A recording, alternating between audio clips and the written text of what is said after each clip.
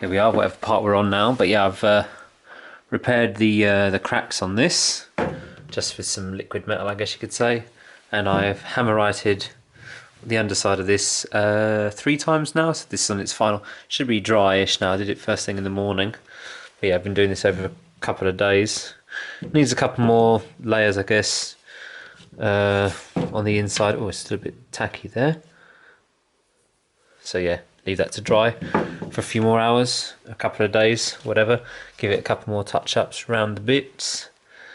But that should be ready to go back on soon, hopefully. I did a loaf of bread for half a bottle of this, which is what I need to fill up my suspension with. It's the only measure I could find that's small enough. I need to put 5 25s in here, so 125. No, yes, 5 times 125 mils in the forks in each side. That's all they take. That's what Honda put in them, in the forks. It's not a weight, but if you were to put a weight, I looked it up, I think it's between 6 and 8. So I'll measure out these things and pour it in the fork. So let's undo this nut, put the funnel in. Yeah, oh, it's chilly today.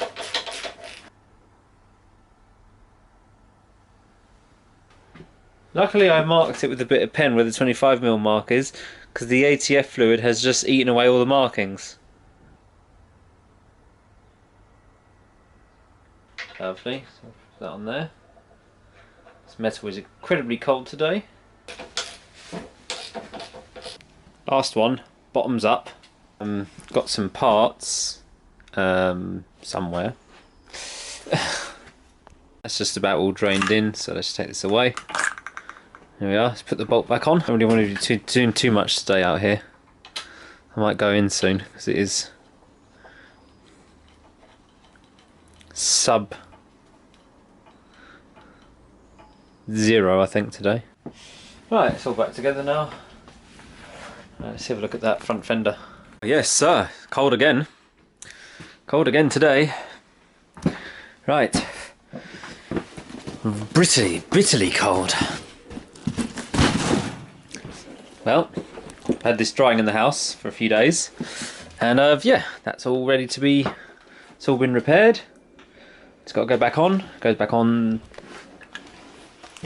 this way. Let's put this on first, then I can get the wheel on. Right, let's do it. It's all back together. It's looking quite good. Doesn't hit anything either. That tyre has a nice, slightly knobby. What's that? Maybe 50, 70, 30 maybe, or slightly more off-road than road, but I think that will be just right. Could have gone with a slightly wider profile. There's actually quite a bit of clearance here, but no, this is fit nicely. Right, I'll wait for the new tubes to come for the rear. So what's the next job? Oh yeah, I put the headlight back on assembly anyway. Right, next job is to warm up. Put the wiring loom in. I've got it wired up. Just the basics. So the loom's in. I've got it all hooked up correctly now. I had one wire in one wire in the wrong one. Wrong wire in the wrong one place. Wrong wire in the wrong place. I had the wrong wire in the wrong place. I haven't had anything to drink today. It's cold. I've got a headache now from thinking about all this so much, so I'm going to call it a day. And doing this dexterity stuff with freezing cold fingers is not great, and I don't think I can get this to stay on here so I can show you the spark. Yeah, there you go. You saw it? Good, you saw it. There we go. Job done. Day's job done. It's cold. Going away. Bleep, bloop. Camera's on. Right. So, where am I up to? Well, yes. Got spark. Wiring loom's in-ish. Today I'm going to try and fit the wiring loom a bit better and sort out some of these wires, maybe try to hook up some lights and stuff.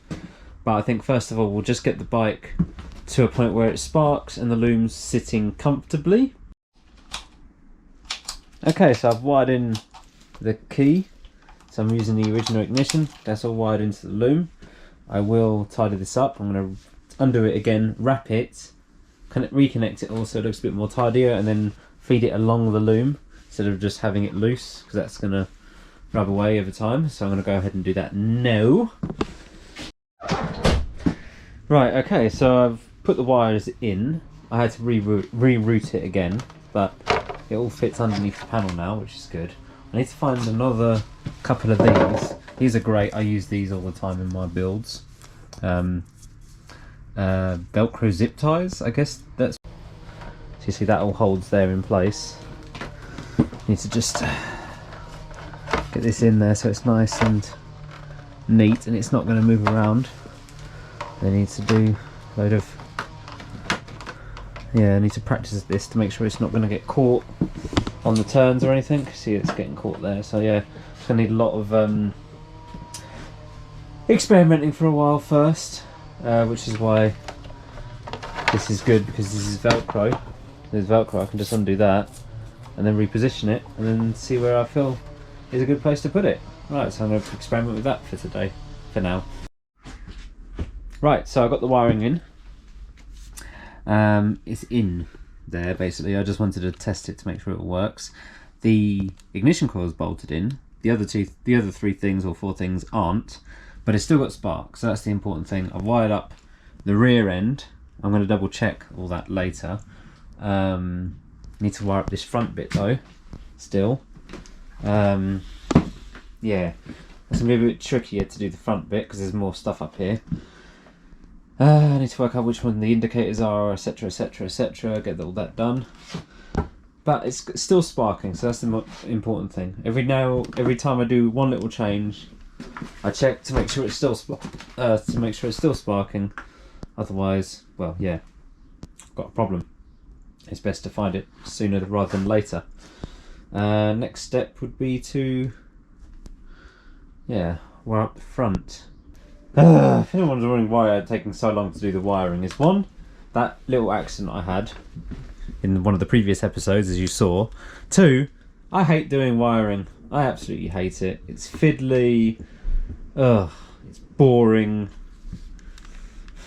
I have to think about it. I don't like doing wiring. I've done it though. I just need to carry on, crack on, get this job done. I might just put the headlight on and forget about this and just pretend that I've done it. I don't know. Let's see. I'll have a little crack and see how far I get. Right then, had a little tidy up. And right, time to carry on with this loom. Had a little tidy up. Tidied up the shed a bit, so I can move around a bit better. Doorbell just rang, so I've got some new inner tubes. So I'm going to put a new inner tube in the rear there for that tyre when I do the tyre change. We'll do that another day. Let's first of all eliminate what I want to eliminate. So I know that some of these, before I wire these up, I should probably switch all the light bulbs around. So taking out the 6 volts, see I've got some 12 volts here. Although I don't have a headlight, so I'm going to have to get one of these. So I'll order one of them, I think. I need to find another indicator light. Indicator lights look something like this, and this one is a 12 volt. Standard 12 volt. Right, so that's going to go in. 12 volt. 12 volts are in. And we know these connections are good because in one of the previous videos, or one of the first videos, they did actually hook a battery into this and the lights did all work. So all the connections seem fine. I just got to wire this all up correctly. So their light bulbs are done. I don't own a headlight bulb for this, so I'm going to have to find another one. I don't think I have anything that would be suitable to replace it with. No, that's close, but no cigar. Oh, that one's, nope, missing its thing. So I can just order them all and get all the bulbs ordered. Right, let's do that. What an absolute shame I can't continue doing the wiring because I don't have a light bulb. Well, what a shame. I guess I have to do something else. As I can't do the wiring because obviously I don't have light bulbs, so I can't do the wiring, so I'm just going to end this episode here. Probably in the next episode I'll be taking the back of the bike apart, hammer-writing the back of the bike, putting the wheel on, something like that. Anyway, so I think I'll end the video here. Thanks for the Patreon support. I'll put the guys on the screen now. And yeah, thank you very much for you guys, because I'm using that money wisely.